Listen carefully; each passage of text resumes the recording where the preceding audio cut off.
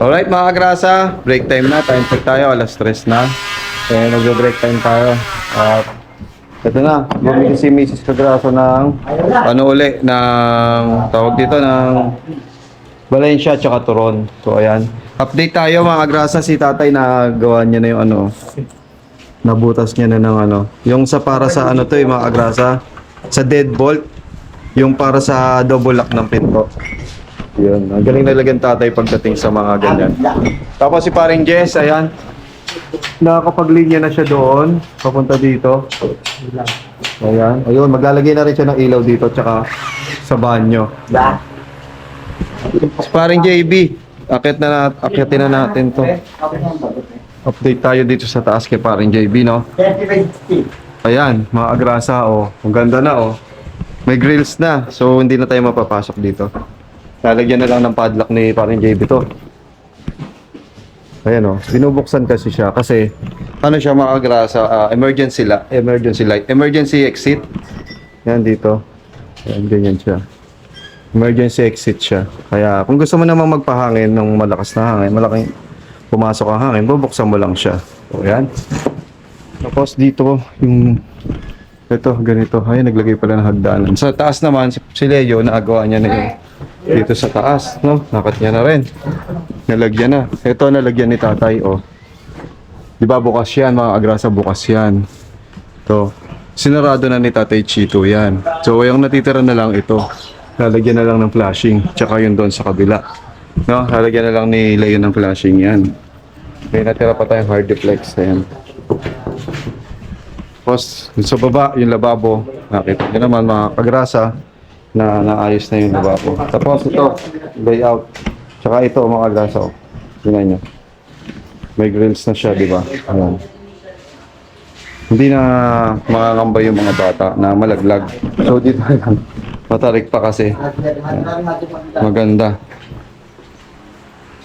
Nakapag na rin kami ni Pepe. Pistay na rin kami ng mga ibang ibang buhangin. Kaya merienda muna tayo. Tara. Po yung kasunod ng aking update kaninang umaga. Ngayon lang tayo nag-update dahil ang dami natin binili. At pumunta tayo sa Abang Ulasan, Dahil may binili rin tayo. Ayun, nakabang na rin kay paring guess yun, Nalagyan niya na lang ng yan para konektado na lahat para kumonekta. It's paring guess, nagdidikit ng para sa ilaw. So yung mga grasa, tara, merienda muna tayo. Alright, yung mga grasa, tapos na yung break time and continuous na ulit tayo sa mga ginagawa. Hanap buhay na ulit. Ayan. Gusto muna natin itong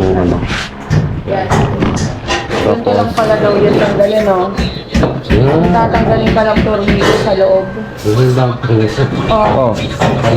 Tapos saka mo ihikot. Chen! Ay! Bungol! Siyong nga. Naninong. Ay, siyong nga. Yun lang pala. Pinahirapan pa tayo.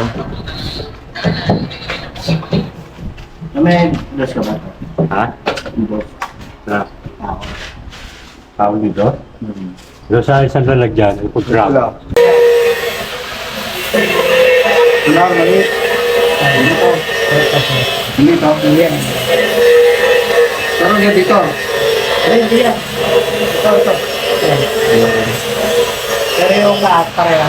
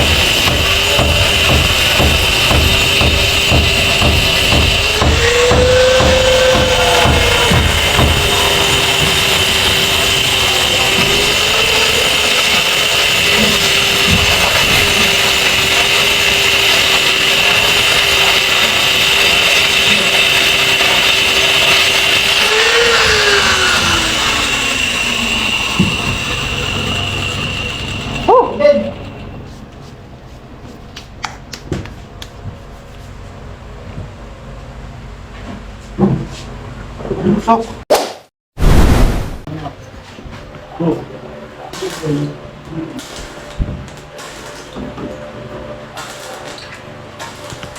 Laki.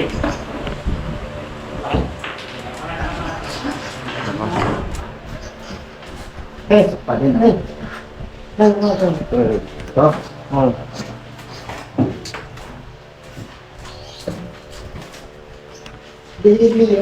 Ha? Ah, yan. Laki. Dali. Baba pa tayo. Baba pa tayo? Oo, baba pa. Wala pa kasi.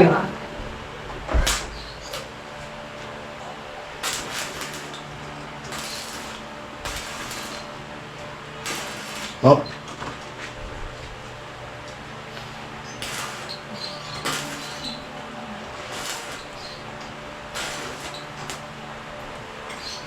Ayan. Ah, siya.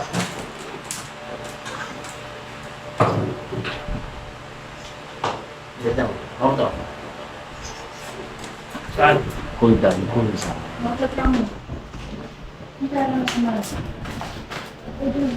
Baba ka ba? Dapat tiyas ka na. Gawin nila ano? Cool. Ah, dito. Kataan. Ah. Mababa. Oh, wow. Yan. Yan. Ah, kaya kaya? Berpan? Hindi, berpan. Nah, berpan. Ha? Eh.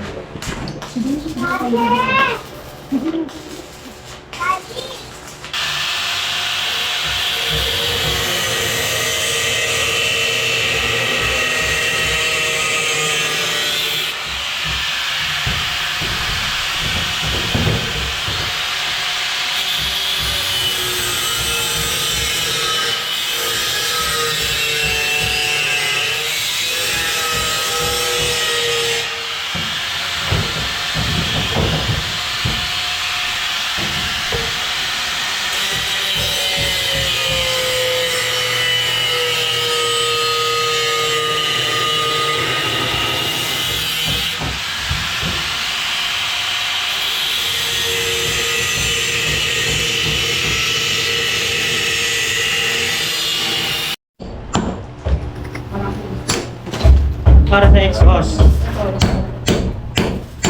Paano yung pagtipid yung ano?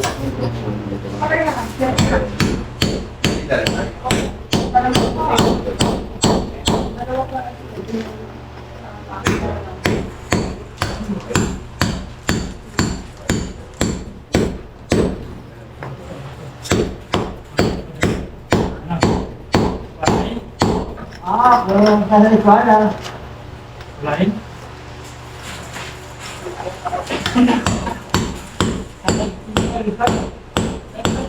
Hey! Ay! Ganun dyan? Ganun tayo? Ano yung nagkikulit sa ano? Pinali ko sa wag ni tatay. Ay, dati raw. Gamit. Tapos.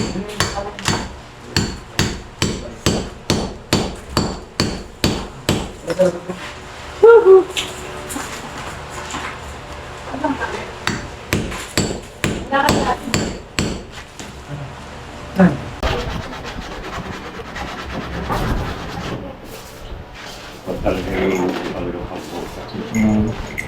Yung bilog tayo.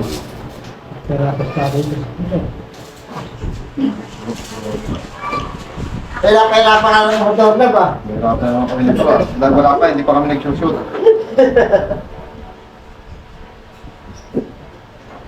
Pwede ka pa naman ah. O, may labi na tayo. Sarap. Kailangan din. Diba? Mag-labi. Hindi, ano yung labi na ito dito? Ano yung labi na ito? Ano yung labi na ito? Ito lang yung gilid yung para matutukan na natin. Ito, pagkakas ito. Ito ang pagkakas ito.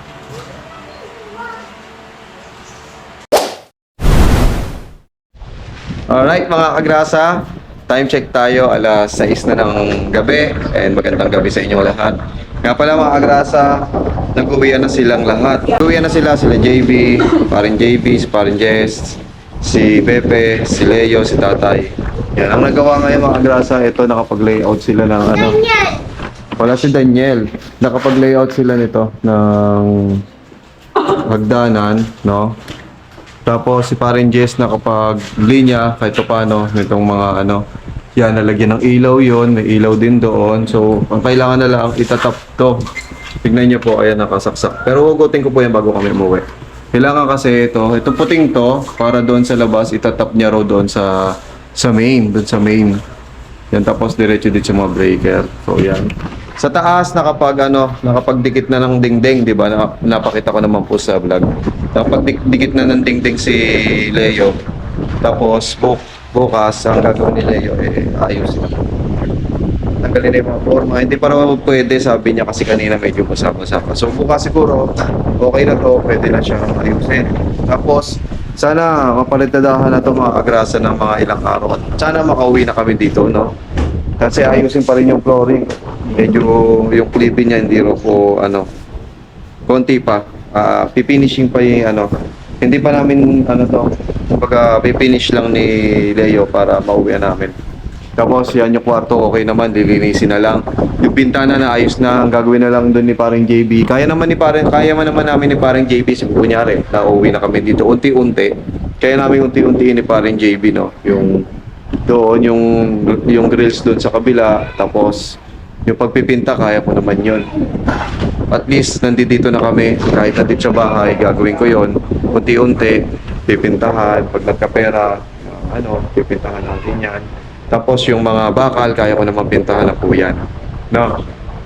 Tapos ito kasi para sa sa kusina. So yung dati naming exhaust na hindi ginagamit, dito ilalagay yan dyan. Para yung in case na nagluluto ka, yung usok lalabas na palabas ng ganon. So yung mga grasa, yun po yung update ngayon. Sana bukas makakita tayo ng pagbabago dito, no? Para may mapakita po ako sa inyo na ayos dito sa bahay. Sana ang wish ko lang mauwian na namin, no? This week sana makakauwi na kami dito para nandito kami, nakikita ko makakapag-unti-unti ng gawa dito. Kasi may konting-konti na lang talaga, at as in pag naayos siguro tong hagdan, ibababa na yung ibang gamit. Tapos yung flooring, nakapagbistay na rin kami ni Pepe para sa papalitada nito. Yan. So mga grasa, hanggang dito na lang. Kita-kits tayo bukas sa day 33, no? Guruin mo, isang buwan may kita tayong nagbabahay serye, no? So bukas mga grasa, kita-kits tayo. Hanggang dito na lang po. Maraming salamat sa lahat ng nanonood at nagsusubaybay dito sa bahay serye. Maraming salamat po. Hanggang dito na lang, till the next vlog. Alright.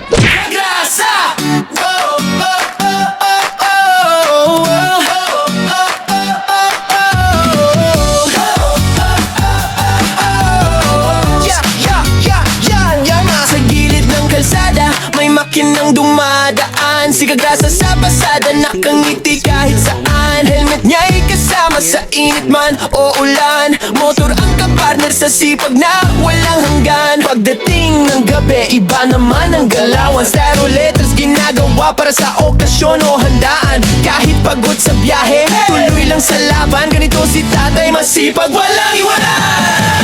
Kagrasa, tara sama-sama right now. Sa bawat liko ng buhay, siya ang astig na bida. Ate Kagrasa, lagi nang nakaalalay. Baby Kagrasa, ulit pero love na love ng tunay. Kagrasa, hey! Dito masaya kahit simple lang. Pamilya, trabaho, pangarap na lumalaban. Sa bawat video, good vibes ang baon ni Kagrasa.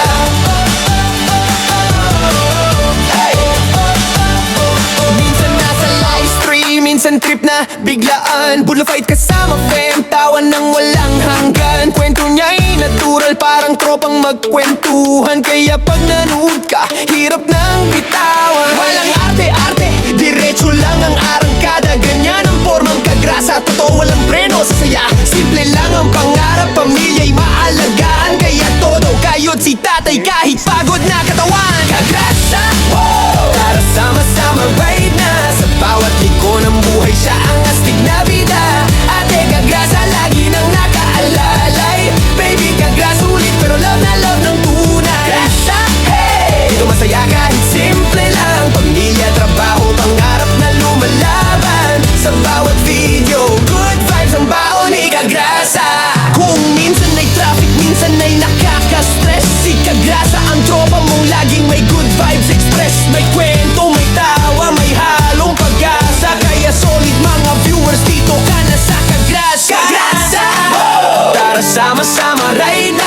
Bawat liko ng buhay siya ang astig na bida. Ate at baby kagrasa, nandiyan sumusuporta. Hawak kamay sa laban, pamilya ang lakas. Kagrasa, hey! Sigaw natin ang sabayan, para tong papuri sa tatay na masipag, na puso'y busog pagdating sa pagmamahal.